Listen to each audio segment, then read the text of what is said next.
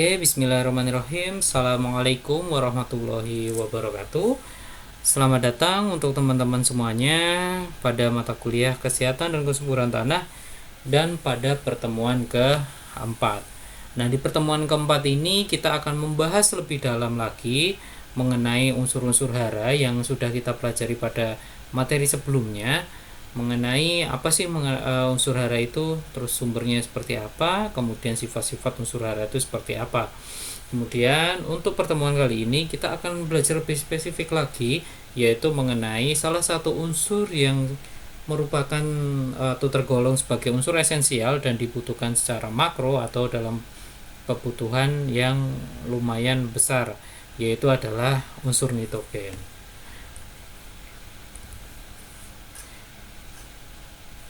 Berikutnya adalah kita harus mengenal terlebih dahulu sebenarnya nitrogen itu apa sih, atau unsur apa sih, dan gunanya seperti apa. Nah, di dalam udara atau di dalam udara yang biasa kita gunakan atau manfaatkan, ternyata hampir 78% itu merupakan unsur nitrogen itu sendiri, karena kita tahu nitrogen itu merupakan salah satunya adalah gas yang dimaksud dengan gas nitrogen itu sendiri atau dalam berbentuk gas. Kemudian 21%-nya itu baru oksigen yang biasa kita hirup sehari-hari dan digunakan oleh makhluk hidup lainnya. Kemudian yang 1%-nya adalah gas lainnya.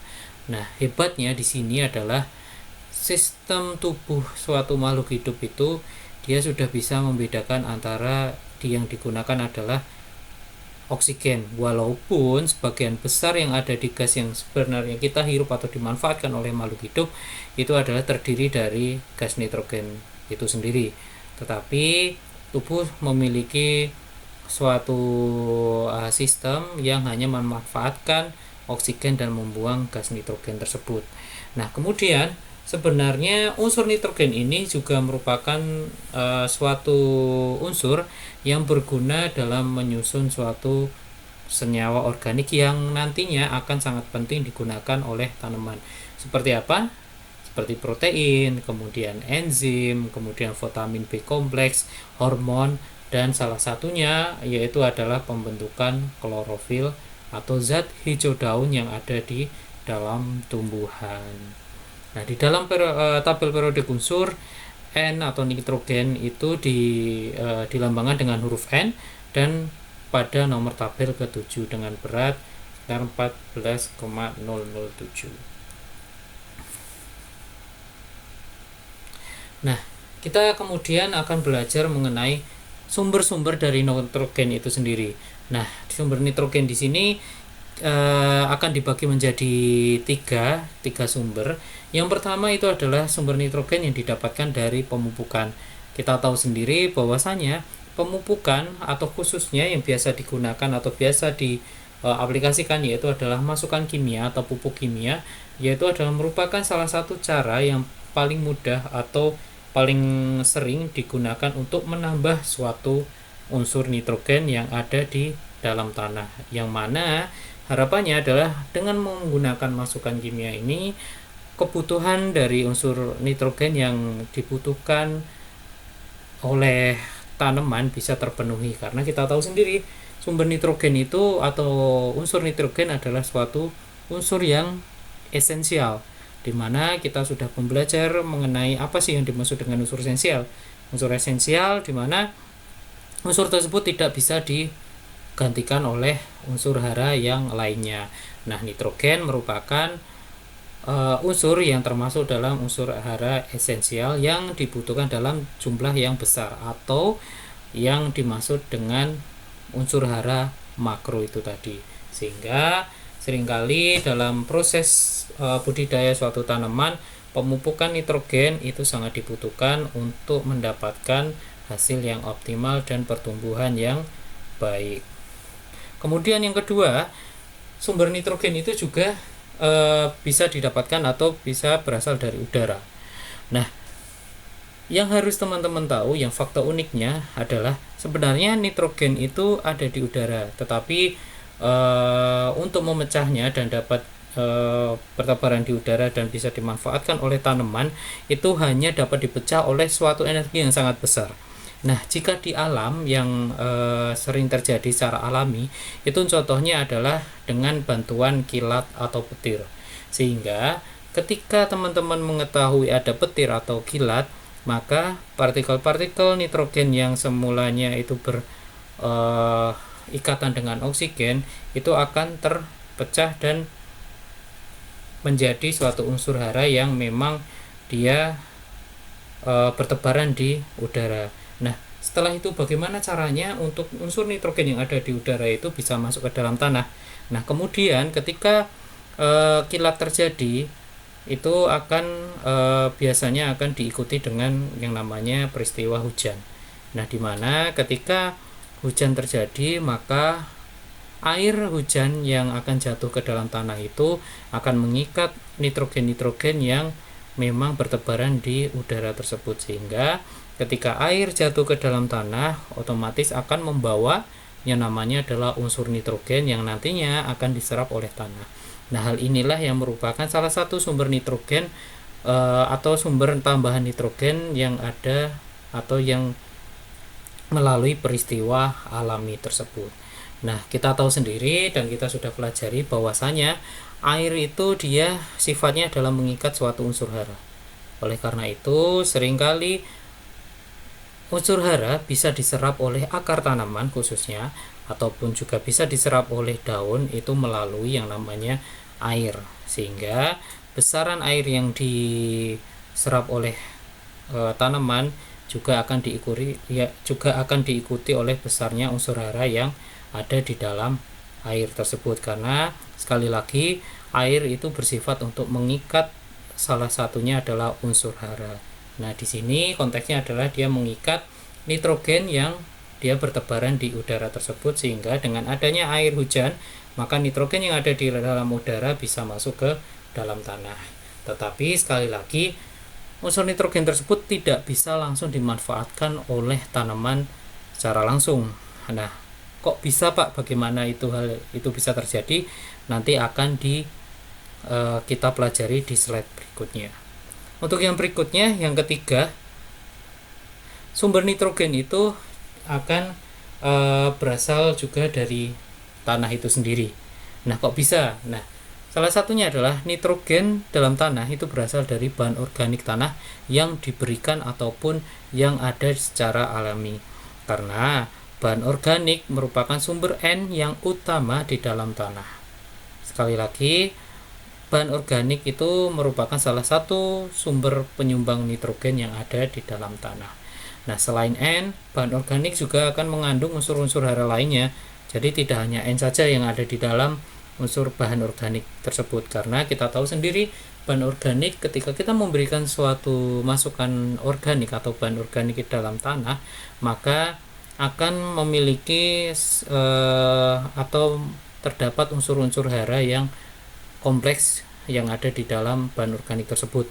Nah, bahan organik tersebut tidak bisa langsung dimanfaatkan oleh tanaman secara langsung, karena perlu adanya yang namanya adalah aktivitas organisme tanah untuk dapat mendekomposisi bahan organik tersebut. Kemudian dari proses pendekomposisian atau memakan bahan organik tersebut oleh mikroorganisme maupun makroorganisme yang ada di dalam tanah, maka proses tersebut akan memecahkan atau menghasilkan unsur-unsur hara yang baru bisa dimanfaatkan oleh tanaman. Nah, di sini ada dua jenis bahan organik yang dilihat dari CN rasionya.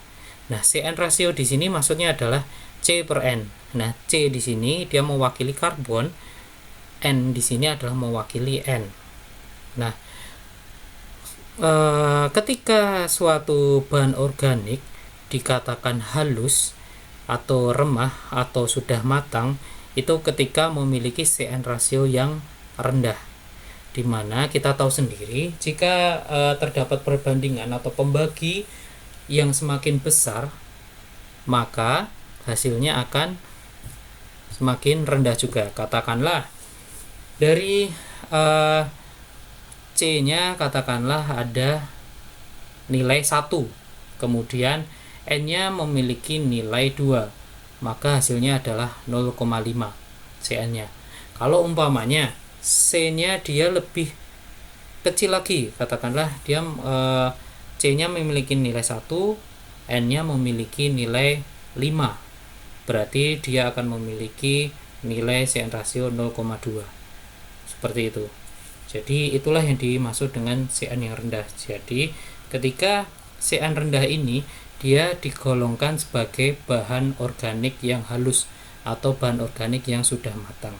Nah, bahan organik halus ini mencirikan bahwa sudah terjadi proses penghancuran atau dekomposisi oleh organisme dekomposer.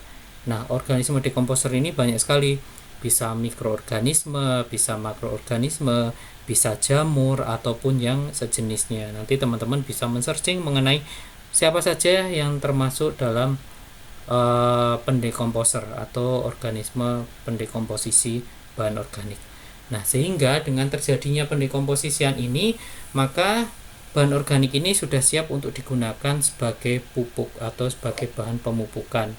Karena kita tahu sendiri ketika sudah mengalami proses pendekomposisian atau bahan organik tersebut dimakan oleh organisme tanah ataupun jamur, maka unsur-unsur hara yang ada di dalam bahan organik tersebut yang semula belum bisa dimanfaatkan oleh tanaman menjadi bisa dimanfaatkan oleh tanaman karena ada prosesnya pendekomposisian oleh organisme yang ada di dalam tanah. Sehingga pada bahan organik tipe ini pasti memiliki nilai kadar N yang tinggi karena kita tahu sendiri Cn rasionya rendah. Karena semakin tinggi pembaginya atau N-nya, dia pasti memiliki nilai hasil Cn rasio yang pasti rendah. Seperti itu. Jadi kita tahu sendiri jika nilai karbon lebih kecil daripada nilai N, pasti Cn rasionya pasti rendah. Seperti itu. Oke. Kemudian yang berikutnya yaitu adalah tipe bahan organik kasar. Bahan organik kasar di sini yang dimaksud adalah bahan organik tersebut belum matang karena dia memiliki Cn rasio yang masih tinggi. Nah, kenapa masih tinggi? Karena nilai karbon masih memiliki nilai yang lebih tinggi dibandingkan nilai N. Jadi, hal ini memiliki nilai Cn rasio yang masih tinggi. Sehingga ketika Cn rasio tinggi, maka bisa dikatakan bahwasanya bahan organik tersebut belum siap untuk digunakan sebagai bahan pemupukan. Kenapa? Karena bahan organik halus kasar ini mencirikan bahwa proses penghancuran dekomposisi bahan organik belum sempurna, sehingga belum siap untuk diaplikasikan ke tanaman dan bahayanya untuk tanaman karena masih menghasilkan panas dalam proses pendekomposisiannya. Nah, karena kita tahu sendiri proses pendekomposisian atau penghancuran atau proses organisme memakan bahan organik tersebut akan menghasilkan yang namanya panas. Nah, ketika suhu naik, hal itu akan berdampak buruk pada tanaman yang akan kita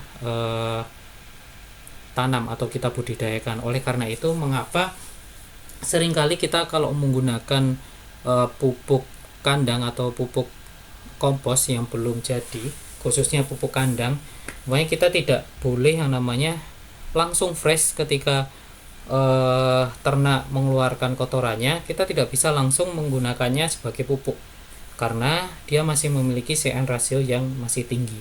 Sehingga ketika kita memaksa untuk menggunakannya, maka akan tetap ada proses pendekomposisian yang menghasilkan yang namanya panas itu tadi, di mana panas itu akan berdampak buruk pada tanaman yang diberikan pupuk kandang tersebut. Sehingga perlu yang namanya proses pengkomposan atau pendekomposisian itu tadi, bisa dengan bantuan menggunakan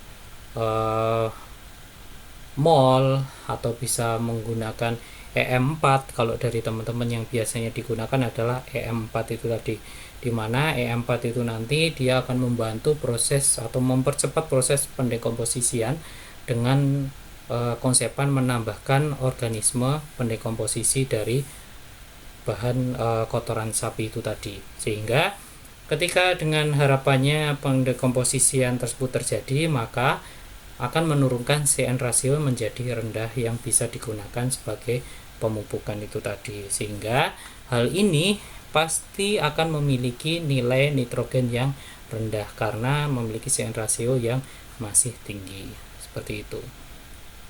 Yang berikutnya kita harus juga mengetahui bagaimana caranya atau faktor-faktor apa saja yang sebenarnya akan mempengaruhi proses pendekomposisian ini. Nah, harapannya dengan teman-teman mengetahui faktor-faktor apa saja yang mempengaruhi proses penghancuran atau dekomposisi, maka teman-teman memiliki konsepan bahwasanya bagaimana cara untuk mempercepat proses penghancuran atau dekomposisi suatu bahan organik, sehingga ketika teman-teman memiliki bahan organik mentah, maka teman-teman bisa mempercepatnya untuk dapat bisa langsung digunakan sebagai bahan organik yang sudah matang. Nah, salah satunya adalah yang pertama, suhu. Nah, suhu tinggi akan mempercepat proses dekomposisi. Di sini suhu tinggi itu adalah bukan dengan cara dibakar, tetapi biasanya yaitu adalah dengan menutup dari bahan organik yang masih mentah itu tadi, dengan harapannya adalah untuk meningkatkan atau menjaga suhu yang ada di dalam bahan organik tersebut tetap terjaga dan meningkatkan suhu secara alami, karena sekali lagi proses mendekomposisian itu akan menimbulkan yang namanya panas. Nah, di situ suhu di sini adalah dia untuk bagaimana caranya menstabilkan suhu yang hangat tersebut, karena adanya proses pendekomposisian bisa terjadi, yaitu adalah caranya dengan menyungkup atau menutupi bahan organik yang ingin kita lakukan dekomposisi. Yang berikutnya adalah menjaga kelembapan dari bahan organik yang ingin kita dekomposisikan. Nah, kelembapan bahan organik akan dapat mempercepat proses pendekomposisian atau proses pengomposan. Nah, di sini biasanya jika praktisi-praktisi pertanian melakukan suatu proses pengomposan itu yaitu dengan cara menjaga kelembapannya dengan memberikan air di dalam proses pengkomposannya, sehingga kita harus selalu mengecek atau melihat apakah bahan organik yang ingin kita komposkan atau ingin kita hancurkan tersebut itu kelembapannya masih bagus atau sudah kering. Jika kering, maka kita akan harus memberikan tambahan air untuk menjaga kelembapannya. Yang berikutnya adalah tata udara tanah. Tata udara tanah ini, ketika tata udara tanah baik, maka akan dapat mempercepat penghancuran atau pendekomposisian. Karena pendekomposisian ini dia erat hubungannya sekali lagi dengan organisme tanah ataupun organisme pendekomposer, sehingga dia juga membutuhkan yang namanya oksigen, sehingga ketika ada oksigen maka proses pendekomposisian juga akan cepat dan berlangsung secara maksimal. Yang berikutnya adalah pengolahan tanah. Nah, di dalam pengolahan tanah ini harapannya itu adalah untuk proses atau menciptakan suatu tatanan udara yang baik atau sirkulasi tanah yang baik, sehingga dalam proses pendekomposisian bahan organik akan berlangsung secara cepat. Nah, hal ini juga dilakukan ketika teman-teman ingin melakukan atau ingin membuat suatu kompos, maka seringkali untuk bisa melakukan pembalikan dari kompos tersebut sehingga bisa berjalan dengan baik dan proses pendekomposisian akan lebih cepat. Nah, berikutnya adalah pengaturan pH. Nah, penstabilan pH di sini, tanah dengan pH yang cenderung masam, proses penghancuran atau dekomposisi bahan organik akan berlangsung secara lambat, sehingga bagaimana caranya untuk menstabilkan atau mengarahkan pH tersebut ke arah yang lebih netral kembali. Yang berikutnya adalah jenis-jenis atau jenis bahan organik atau jenis bahan organik mentah yang ingin dibuat atau dikomposkan, karena kita tahu sendiri semakin tinggi unsur selulos yang biasanya ini adalah menggunakan kompos, itu akan mempengaruhi proses cepat lambatnya penghancuran. Karena kita tahu sendiri antara pengomposan, katakanlah saya contohkan bonggol pisang dengan pengomposan kayu. Nah, maka karena kita tahu sendiri kayu memiliki unsur selulosnya lebih tinggi, sehingga pengomposan atau penghancuran kayu tersebut dia akan memerlukan waktu yang lebih lama dibandingkan bonggol pisang yang memiliki selulos lebih rendah. Seperti itu. Semakin keras suatu bahan organik yang ingin kita komposkan atau kita dekomposisikan, maka akan semakin lama juga proses penghancurannya atau proses pendekomposisiannya. Seperti itu. Nah, yang berikutnya kita akan belajar mengenai yang namanya adalah siklus nitrogen yang ada di alam. Nah, proses atau siklus nitrogen yang ada di alam tersebut itu memiliki siklus seperti gambar di sini. Yang perlu kita ketahui terlebih dahulu adalah nitrogen itu bisa diserap oleh tanaman ada dalam dua bentuk. Yang pertama adalah amonium, yang berikutnya adalah dalam bentuk nitrat. Nah, bagaimana bisa terjadi dan bagaimana siklus yang terjadi di dalam alam, yaitu kita fokus di gambar sebelah kiri. Nah, bisa dikatakan bahwasanya tumbuhan itu pasti kebanyakan dia bisa menyerapnya atau mendapatkan nitrogen, unsur nitrogen itu di dalam tanah. Akan tetapi kita tahu sendiri unsur nitrogen itu juga ada di dalam udara juga, sehingga ada dua cara bagaimana tanaman bisa mendapatkan unsur nitrogen, yaitu dari udara dan dari tanah. Nah, tapi yang perlu diketahui oleh teman-teman, tidak semua jenis tanaman bisa menangkap nitrogen yang ada di udara. Nah, tanaman yang hanya bisa menangkap nitrogen di dalam udara ataupun di dalam tanah itu terbatas. Nah, jenis tanaman yang bisa menangkap nitrogen yang ada di dalam udara itu hanyalah jenis legum atau yang biasa kita kenal sebagai jenis kacang-kacangan. Katakanlah kita ambil kedelai. Nah, kedelai itu dia bisa salah satunya memiliki kemampuan menangkap atau memfiksasi nitrogen yang ada di dalam udara atau di luar tanah, sehingga dengan bantuan yang namanya adalah bakteri fiksasi dari nitrogen tersebut. Nah, kalau umpamanya teman-teman pernah mengamati akar dari tanaman kedelai, di dalam akar tersebut terdapat bintil-bintil atau bulatan-bulatan kecil yang menempel di dalam akar. Nah, itulah yang dimaksud nitrogen yang sudah ditangkap oleh tanaman legum itu. Nah, bintil-bintil tersebut merupakan salah satu sumber nitrogen yang bisa dimanfaatkan oleh tanaman legum tersebut, sehingga ketika nitrogen yang ada di dalam udara itu dengan bantuan bakteri fiksasi oleh nitrogen itu ditangkap oleh tanaman legum atau kacang-kacangan dan kemudian disimpan dalam bentuk bintil akar tersebut, sehingga bintil akar tersebut merupakan atau bisa dimanfaatkan oleh tanaman legum sebagai penyedia unsur nitrogen. Nah, kecuali di luar tanaman legum, maka tanaman tersebut tidak bisa memanfaatkan nitrogen yang ada di dalam udara. Nah, bagaimana caranya mereka bisa mendapatkan nitrogen dalam udara? Nitrogen untuk kelangsungan hidupnya, yaitu adalah melalui tanah. Nah, untuk siklusnya yaitu katakanlah ada tumbuhan yang nantinya mati atau mungkin dimakan oleh hewan, di mana hewan atau tumbuhan ketika mereka mati otomatis akan didekomposisi atau dihancurkan atau dihancurkan oleh bakteri ataupun organisme pendekomposer, bisa fungi, bisa ataupun bakteri ataupun organisme yang ada di dalam tanah. Sehingga dalam proses pendekomposisian ini akan terdapat 3 hasil, yaitu adalah yang pertama air, berikutnya adalah unsur hara, dan yang berikutnya adalah gas. Nah, gas yang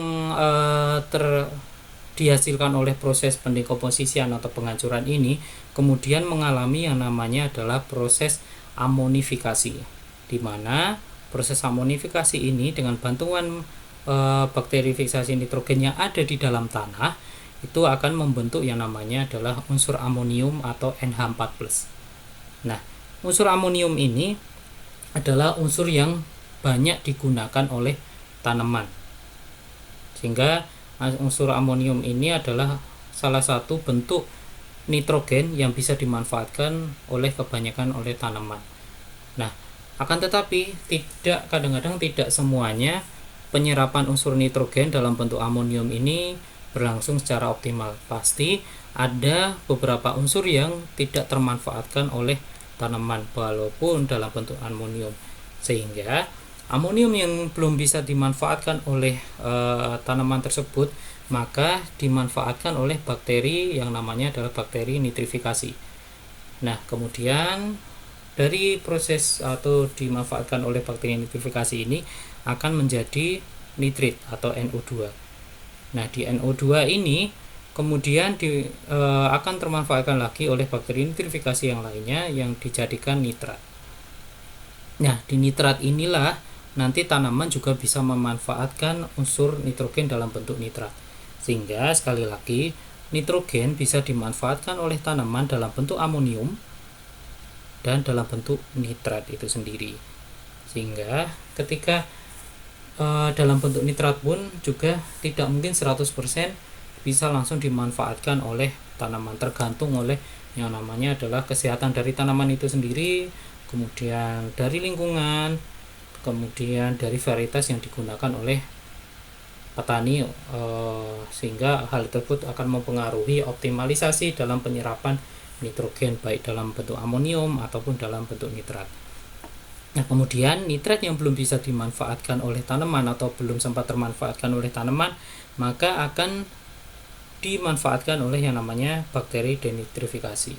Nah, bakteri denitrifikasi ini akan membuat nitrat menjadi N2 yang nantinya akan hilang atau akan menyebar kembali di dalam udara. Nah, N yang di dalam udara ini nanti bisa dimanfaatkan oleh legum lagi, kemudian bisa kembali ke dalam bentuk amonium ketika tanaman legum mati dan mengalami dekomposisi ini tadi. Sehingga inilah yang terjadi atau siklus nitrogen yang sering terjadi di dalam alam. Sehingga sudah ada keseimbangan yang memang sudah diatur oleh Yang Maha Kuasa untuk terkait dengan siklus-siklus unsur hara yang ada di alam. Seringkali kitalah yang sering merubah suatu tatanan siklus yang memang sebenarnya sudah seimbang. Sehingga dari hal ini, dari siklus ini, teman-teman akan mengetahui dari mana saja atau dalam bentuk apa saja nitrogen bisa dimanfaatkan oleh tanaman. Nah, kemudian ada beberapa peristiwa di mana nitrogen mengalami kehilangan, khususnya dalam siklus nitrogen yang terjadi dalam alam itu tadi. Yang sering terjadi yaitu adalah ketika proses nitrifikasi banyak berpengaruh atau nitrifikasi tersebut banyak berpengaruh terhadap kualitas lingkungan karena oksidasi dari amonium atau NH4 yang stabil menjadi nitrat. Nah, jadi nitrat ini yang kemudian di mana sifat nitrat ini dia akan mudah larut ke dalam air, sehingga seringkali terjadinya leaching atau peristiwa menjauhnya atau hilangnya nitrogen karena diikat oleh air. Kemungkinan bisa semakin dalam, sehingga semakin dalam tersebut menjauh dari ruang lingkup penyerapan dari akar oleh tumbuhan itu tadi, sehingga terjadi yang namanya pencemaran air tanah karena adanya nitrat itu tadi.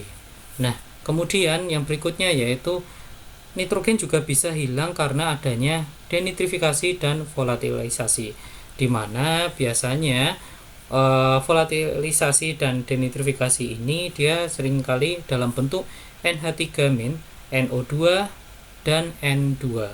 Nah, kemudian jika ketiga ini dia berbentuk gas dan jika terakumulasi di atmosfer, maka inilah yang seringkali menyebabkan merusaknya atau merusak lapisan ozon atau gas rumah kaca yang seringkali menjadi isu lingkungan hingga saat ini. Sehingga sekali lagi dalam peristiwa siklus nitrogen yang sudah kita pelajari itu tadi juga banyak peristiwa hilang nitrogen secara alami juga. Yang pertama adalah karena prosesnya leaching, kemudian tidak bisa dimanfaatkan atau menjauh dari ruang serap tanaman itu sendiri, kemudian tidak bisa dimanfaatkan oleh tanaman, sehingga hal tersebut akan dapat mencemari air tanah, sehingga dapat, kalau umpamanya kita tahu sendiri daerah sungai yang mungkin dekat dengan sawah tersebut biasanya akan banyak yang namanya pencemaran air tanah karena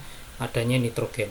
Nah, seringkali ataupun di daerah danau itu teman-teman mengetahui banyak eceng gondok atau mungkin alga-alga yang tumbuh di situ. Itu karena memang air tersebut membawa unsur-unsur nitrogen yang akan menyuburkan atau akan menyuburkan tanaman-tanaman yang akan hidup di air tersebut. Nah, hal tersebut juga akan mencemari air-air tanah yang nantinya akan dimanfaatkan oleh manusia, sehingga tidak bisa atau menurunkan kualitas air tanah itu sendiri. Kemudian yang berikutnya adalah hilang karena adanya proses denitrifikasi maupun volatilisasi menjadi gas NH3, NO2, N2O, dan N2, yang dimana ketiga gas ini adalah merupakan salah satu penyumbang gas rumah kaca. Nah, ini tadi adalah 3 faktor atau 3 proses besar hilangnya suatu unsur nitrogen. Sekali lagi, yaitu adalah denitrifikasi. Denitrifikasi itu adalah merupakan suatu proses reduksi nitrat menjadi gas nitrogen yang nantinya akan menguap di udara. Kemudian volatilisasi juga sama, yaitu adalah peristiwa hilangnya suatu zat karena menghilang atau menguap di dalam udara juga, sehingga kedua proses ini akan menghasilkan yang namanya zat-zat yang akan menyumbang gas rumah kaca. Berikutnya itu adalah pencucian atau terjadinya leaching, yaitu adalah hilangnya unsur N karena ikut aliran air dan mengakibatkan unsur tersebut di luar dari jangkauan serapan akar, sehingga akan menimbulkan endapan-endapan ataupun menimbulkan pencemaran air ataupun mengurangi kualitas air yang terjadi. Kemudian kehilangan N di lapangan itu hampir mencapai kurang lebih adalah 40%, terutama karena penguapan, yaitu adalah denitrifikasi ataupun volatilisasi, yaitu adalah sebesar 40%, sehingga unsur N tidak dapat diserapkan dan juga berpotensi menimbulkan pencemaran lingkungan. Itu menurut Clark tahun 90. Mungkin itu saja terkait dengan pertemuan keempat. Kemudian akan ada tugas di pertemuan keempat dengan instruksi. Yang pertama, nanti silahkan untuk teman-teman mencari sebuah jurnal nasional ataupun internasional yang bertemakan mengenai unsur nitrogen.